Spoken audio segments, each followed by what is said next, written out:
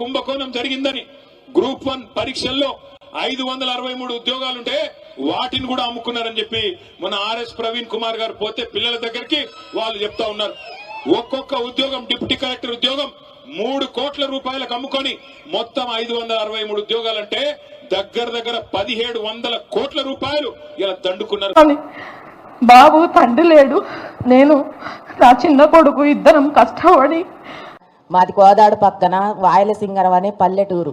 మా పిల్లల్ని చిన్నప్పటి నుంచి గవర్నమెంట్ స్కూల్లో చదివించిన సార్. మా దగ్గర అసలు 3 కోట్లు ఎక్కడి నుంచి వస్తాయి సార్ ఇవ్వడానికి? 3 కోట్లు ఉంటే మేము ఏదో బిజినెస్ చేసుకునే బతుకుదు. కూలి నాలికి పోయి మా పిల్లల్ని చదివించుకున్నాం సార్. మా భవిష్యత్తు ఇట్లా అయిపోయింది, కూలి బతుకు అయిపోయింది. మా పిల్లలన్నా మంచిగా బతుకుతారేమని మేము ఆశపడ్డాం సార్. ఇంత దూరం వచ్చినాక మమ్మల్ని అన్యాయం చేయకండి సార్. మీరు దయచేసి మీడియా మిత్రులకు చెప్తున్నా, మా పెద్దలు ఎవరు తెలవదు సార్. అసలు ఏ రికమెండేషన్ లేకుండా నేను చదువుకున్నా సార్ మా పిల్లలు.